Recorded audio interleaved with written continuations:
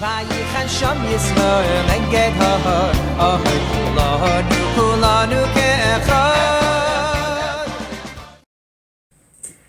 What a beautiful way to go into Shavuos together and to grow together, and I think people are doing just such remarkable things in these bizarre times. So kol hakavod to the organizers and all of you taking the time to learn. We're going into another Yantif now, and we're going into it in a very lonely way. And I was wondering if maybe we could see that as an opportunity to afford us a Shavuos that might even be more in some way, despite all the lackings and all the difficulties.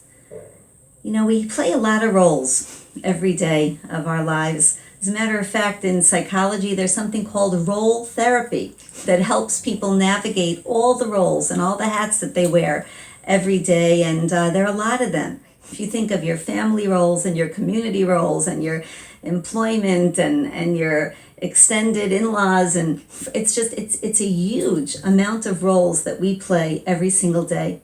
Sometimes we wonder who we really are. Which hat that I wear defines me most? Which role that I play is the role that really sort of sums me up in a way that I could know myself? My father's Rebbe, Rav Hutner Zatzal, he used to say that if you want to know what a person really is, it's not really about any of the roles that he or she plays that are defined for him or her. It's not about the job that they go to day in and day out. It's not about the must-dos that they all have. The real way to tell who a person is, he said, is by his or her coffee break. When you have that 5-minute window, even though it's such a tiny portion of your day, but in that tiny window where no one's telling you what to do or what to be or how to act or what job to sort of do the way they want it done, that little window of time tells you more about who you really are than the rest of the day put together. Because it's in that coffee break that our minds, our thoughts go where they really want to go, and what we try to think about or the conversations that we just sort of grab the chance to have, those are really the priorities that we make ours in a way that we could know ourselves. So it's the coffee break self that's probably the truest me. We've had a really long coffee break the last few months, right? It is a really extensive coffee break. But what did it afford us? Yes, we're lonely. Yes, we're going into another Yantif without all of the accoutrements and all of the energy from the outside coming in and impacting us in the ways that it so beautifully does and can. But what we have had the last number of months is a chance to really get to know ourselves in a way that maybe is a tremendous opportunity. Now, Hashem gave us the first mitzvah. The first command that we got after coming out of Egypt was the mitzvah of HaChodesh Hazeh Lachem, that this month is yours. It was the mitzvah of consecrating time, the way that we set up our months. And the message is so important that the way to know that you're not a slave is that you have your own time. You have your own time. Lachem, this time, this month is yours. And what did we accomplish over these days leading to Shavuos? Usvartem lachem. Rav Pincus says that what did we count? We didn't just count the days to make them into weeks, but we counted the time in order to learn who we are. How did we make use of that time? And I think all of us have so much to be proud of upon reflection of how we made this really difficult time work for us in ways that are astounding. And I think the resilience and the goodness that was shown from the smallest of children and the most harried of young mothers, I don't know how they do it, and just everyone coming to a place of really getting to know what I do in my time that defines me. I'm not davening the way, I don't pray the way that I'm praying because of the people in shul, or I'm not doing or looking or being what I am because of any external pressure. I'm really defining myself. Usvartem lachem, that I'm learning through this count of time who I am in a really deep way. So how am I bringing that into Shavuos? Our relationship with Torah is something that really is ours, and it really is the reflection of the time that we put in to making it more and more of a priority.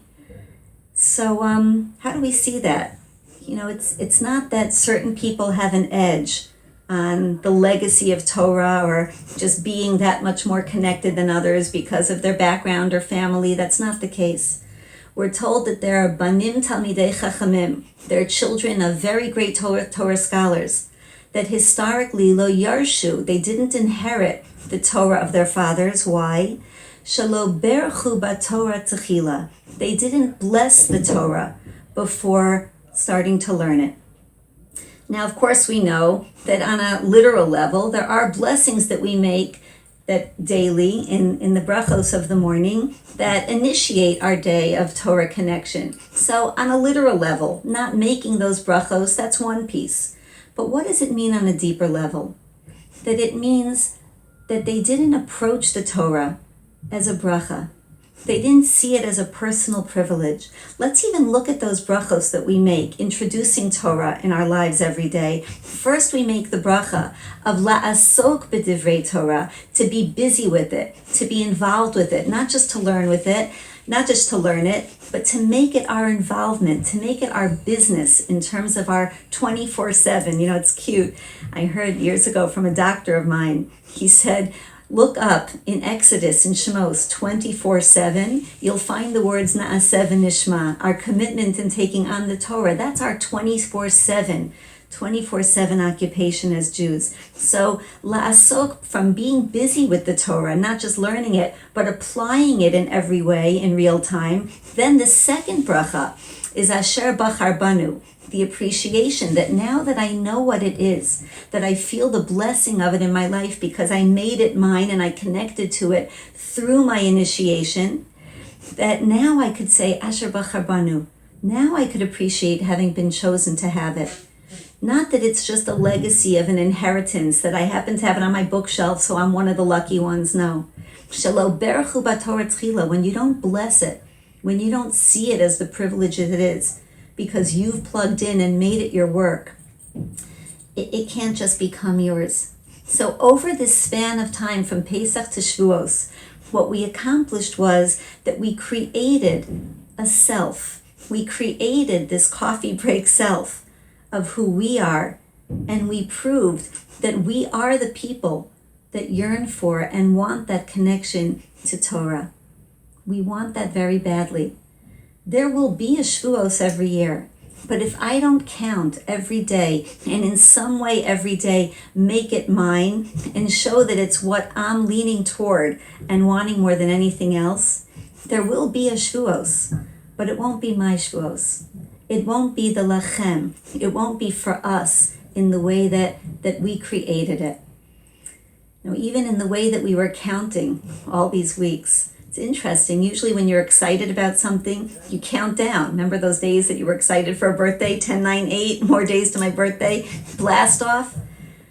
But here we counted up, because it wasn't that we were just counting down to a time that would happen regardless of our making it happen. A countdown is just counting down to a time that's going to be, whether I wake up and know it's my birthday or not, whether I'm there for that rocket blast off or not. I'm not the one making it happen. But when I'm creating something, I don't count down. I'm creating that skyscraper. I count the floors. First it's the ground floor. Oh, now there's one. Now there's two. Because I'm creating what will be. So we created something over these weeks. We counted up. We created ourselves. We created the dimensions of us that welcome the Torah and want to absorb the Torah and know more than ever before that we really just can't live without it. Can we even imagine life without the sense and the majesty of the Torah, making our lives into something that we really need them to be? So let's think of the mindset of approaching Shavuos. Now, Shavuos doesn't just refer to the weeks that we used in building. Shavuos also means promises. What are the promises that we've made ourselves or that we'd like to make ourselves in regard to our relationship with Torah and how we want to welcome it this Shavuos coming up, even in this lonely way, but in a way that's ours? I think the first is appreciating the Torah as a privilege in life, and not as a burden, not as a chore. What does that mean? I grew up in a very small town in Connecticut. There were very few of us observant Jews, and a wonderful community, a lot of just different people, a lot of wonderful tolerance, but it was hard being one of the only observant kids. And there were times that we had to go to parties we couldn't eat at, bar mitzvahs we couldn't dance at, homes that, it was Shabbos, but, the TV, and it was just sort of foreign to us. And I remember when leaving home, my father would never give us any sort of warnings or consequences or scare us into remembering our standards. He'd always say the same thing. He'd say, honey, you're going someplace where people may not know as much as we do yet. So please, Khan, don't make them feel bad. What did that accomplish? That made me feel like the Torah that I had and the standards that I lived by, that they were such a great gift. And that if anything, I felt badly for the people that didn't have it, and I wanted them to have it too. So we remember the privilege, the gift of the Torah, the gift of the Torah. When Hashem brought us to Sinai, we know the famous interpretation of Kaf Aleim Har Kigigis, that Hashem covered us, the mountain was overturned, and there was a threat that if you don't accept the Torah, you'll die here. And there are reasons for that threat. It made it easier for us to sort of wiggle out of things we did wrong because we could say we were forced into it. But there's another interpretation that's so beautiful, that it wasn't just Hashem that said that, it was us. That after what we went through in Mitzrayim and seeing what a culture was like that was devoid of God and values that were bigger and more beautiful, that we said, if we don't get the Torah now, we may as well die. Because what would life be without it? So the privilege of Torah, that gift of Torah. A number of years back, we were in the hospital in a waiting room for a very, very long surgery that was really just not the kind of time you want to live through. And for those hours and hours in that room, there were a lot of people in that room waiting for loved ones, waiting to hear news. And I saw just how hard that time was, that they were pacing and getting another magazine and going out for the smoke and just trying to keep distracted. And I'm sitting there with my Tehillim, and I almost felt guilty that I had something that made the time into something that they didn't have. That feeling of a privilege. Do I realize what it means that I have a life that could be so much deeper, that could be so much richer?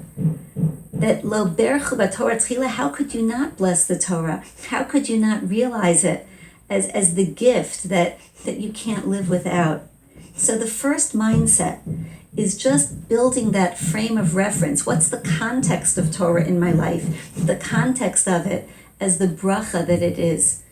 And the way that I could connect my every piece of life, even the most mundane, the most physical, the most hands-on, that stuff of life that could just seem so tedious, to being something that's uplifted, that's so much more.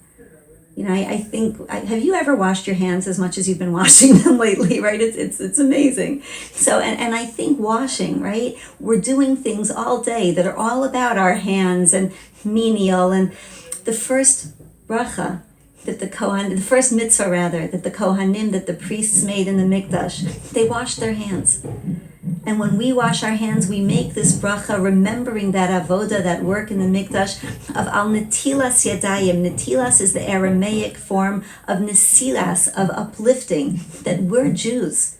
Nothing is just because. Nothing is insignificant. Anything we do with our hands, we uplift them because we're connected through the Torah to something so much bigger, something so grand.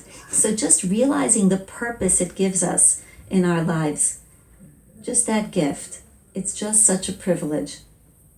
And once we realize the privilege, what do we want to do with it? What do we want to do with it? Something we've learned in this coffee break of time, that we've learned that we could accommodate rules that we never thought we could have. If I would have told you 4 months ago, you'll be living in quarantine and you'll be going out with a mask and you won't be able to touch or hold your loved ones and help your elderly parents in a real way or dance with people that you love at their simcha, and that'll be fine and you'll live like that for X number of... You would have thought I was crazy. Me? Can't do that. I can't do that. My freedom and those are basics. Those are human basics. And not to touch a new baby for months that my child just had, and not to attend a funeral and be there to support my loved one. I can't do that. But you're all doing it. We're all doing it. We are amazingly resilient and obedient when it comes to knowing that something could save our lives. Maybe this teaches us a new dimension of commitment to the Torah. Ki hem chayenu. These mitzvos are our lives too. So maybe we appreciate now our ability to do something that is that much more difficult, because we know what it means to be able to do, to save life. Years ago, when the web was just taking off, I hope I'm getting this story right, but there was a rabbi far away, might have been from Australia, that started a website, an Ask the Rabbi website that apparently was very popular. And people submitted questions and he answered them, and it was his way of just people linking into Judaism, really beautiful thing. And one very bitter person wrote in an email, and he said, I know you're going to be like all those other rabbis that ignore this question, but it's a really burning question to me. What's with all these rituals?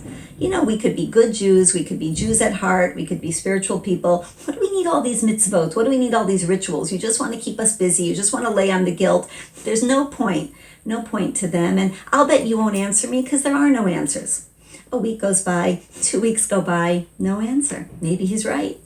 And then he writes in reminding the rabbi that he was right, and there's no answer. And the rabbi writes back immediately and he says, I can't believe it. You mean you didn't get my answer? I answered immediately. Could it be that because I left out the dot between Gmail and com, that my transmission didn't go through? You mean that one dot changed my answer from being an answer that was accessible to you to one that just stayed nowhere? And he said, it's the same thing with the dots, the diyuk of our mitzvot. That of course you're a good person. Of course you're a Jew at heart. Of course you're spiritual and loving and kind and everything else that's phenomenal. But that mitzvah is the dot that transmits your wonderful intentions to making it a connection that's real. Asher kidshanu, that he sanctified us, he made us something different. B'mitzvot tav, by what you do, that becomes his mitzvah. You create a direct link. So could it be that if a dot could make the difference in your emails, that diyuk in a mitzvah could make the difference between who I am at heart and what I become in terms of crystallizing my potential in actuality? So could we realize how many dots we've learned to put over our eyes in a physical way now in this coffee break, and how maybe we could sort of challenge ourselves to know that we could do that much more, go that much more beyond natural to get to where we want to be. I heard years ago from Rabbi Waxman. He said that we all want miracles. We all need miracles. The world needs miracles, right? Personally, communally, globally. What is a miracle? And if we knew how to sort of create miracles in our own lives, that we know that the way Hashem runs the world, says Reb Chaim Volozhin, is midah keneged midah, that my actions, kavyachol, could create his reactions. So if I could create a sort of miracle, maybe that would make it that much more likely that Hashem would bring one to me. What is a miracle? A miracle is me going beyond what's natural, me doing something that's beyond my nature.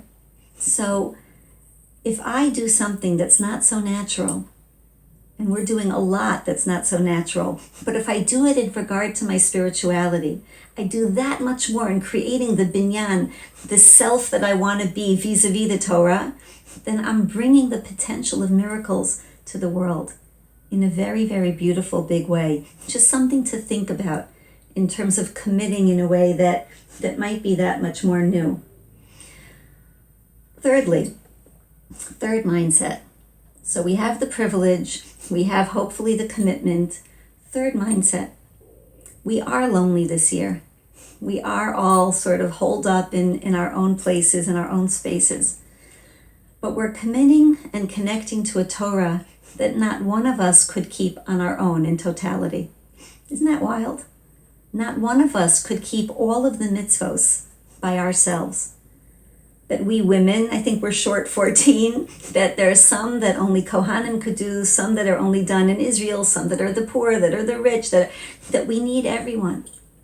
That we become the Am Segula, we become the nation holding this treasure, and all of us have to take part or else the treasure won't fully be appreciated and connected through. So just something to think about as a comfort. That yes, we're alone, but look what we're doing in a way that makes us all together. And are you up for the task? You're definitely up for the task, and I'll prove it to you. Now, I think it's sort of a farce that we keep Shavuos on the Vav Sivan that we do, because in actuality, that Torah that we got on Vav Sivan, it's not even ours anymore. That first Torah that we got on Vav Sivan, that was shattered. Because after creating that golden calf, we proved that we didn't deserve that Torah, and we had to beg, and we had to yearn, and we had to redefine ourselves until we got the second set of tablets on Yom Kippur. In which case, who do we think we're fooling? That we're keeping the Torah, we're making this celebration on Vav Sivan? Skip the cheesecake, go to Yom Kippur, and talk about the Torah then. This first set of tablets, we blew it. So why do we keep the Torah? Why do we keep the Shavuos of Vav Sivan? I saw a beautiful sikha years ago from the Lubavitcher Rebbe. He said that it's true that we didn't maintain our perfection, but when Hashem looks at us, He always chooses to see us as our most perfect selves, even though we didn't maintain that level of perfection. Hashem's love for us is so great, and His belief in us is so phenomenal, that when He looks at us, He says, you are the Vav Sivan Jews. You are the Jews with that perfect, pristine commitment and connection that you had when you said Na'aseh v'nishma that first time around. So yeah, sometimes you lose it, but I see you as the Vav Sivan Jew. We haven't all had the perfect year or the perfect run in our spirituality, but we have Shavuos coming. And we could remember that first promise we made as a nation. We all helped each other get to that place of we're ready for this. Na'aseh v'nishma. We all want to take it on. We know that this needs to be our life. And we know that Hashem deserves to shine through us to a world that desperately needs Him in it in a very big revealed way. So we are up to the task. Hashem knows we are. Vav Sivan is our time to just remember who we really can be.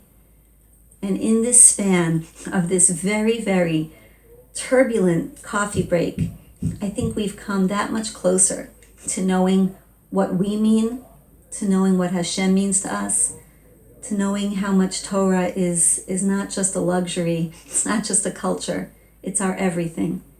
Ki heim chayenu. We take our lives, we take this chayim that we have, whatever the life looks like that we're living, and we realize that no matter what I can or can't do or what the world looks like outside, my life does not change. My chayim is the same, because the center of it is that Yud Yud is Hashem. That links me to my goal, to my calling, to what the creation of this world was all about and what we're here for. So a good Yantif, and just thank you for making my Torah be that much more complete by being the people that help me make it real, because we need each other to get there.